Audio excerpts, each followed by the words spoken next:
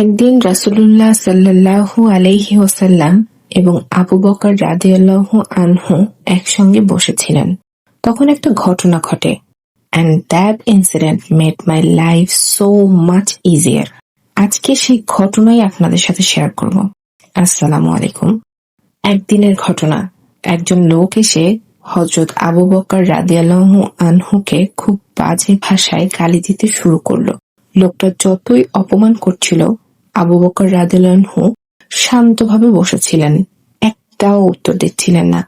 অনেকক্ষণ পরে আবু বকর রাদিয়াল্লাহু আনহু সহ্য করতে না পেরে কিছুটা জবাব দিলেন। রাসূলুল্লাহ সাল্লাল্লাহু আলাইহি ওয়াসাল্লাম হঠাৎ রাগ করে উঠে দাঁড়ালেন এবং চলে গেলেন। আবু বকর রাদিয়াল্লাহু আনহু দৌড়ে গেলেন রাসূলুল্লাহ সাল্লাল্লাহু আলাইহি ওয়াসাল্লামের কাছে। ওনার হাত ধরে তিনি জিজ্ঞাসা করলেন, হে আল্লাহর রাসূল, আমি চুপ থাকলে আপনি হাসছিলেন, কিন্তু আমি জবাব দিতেই আপনি চলে গেলেন কেন? রাসূলুল্লাহ সাল্লাল্লাহু আলাইহি ওয়াসাল্লাম বললেন, যখন তুমি চুপ ছিলে, একজন ফেরেশতা তোমার পক্ষ থেকে উত্তর দিচ্ছিল, কিন্তু তুমি যখন জবাব দিলে, ফেরেশতা চলে গেল, শয়তান এসে বসে পড়ল। আর আমি শয়তানের সঙ্গে এক মজলিসে বসি না।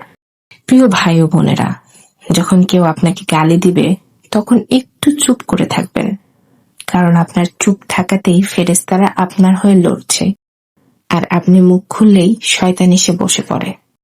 মনে রাখবেন, মানুষের কথার আঘাত ছোট হতে পারে, কিন্তু আপনার ধৈর্য আল্লাহর নিকট খুব বড়। কেউ আপনাকে নিচে নামাতে চাইলে চুপ থাকবেন, কারণ আপনার পক্ষ থেকে তখন আসমান কথা বলে।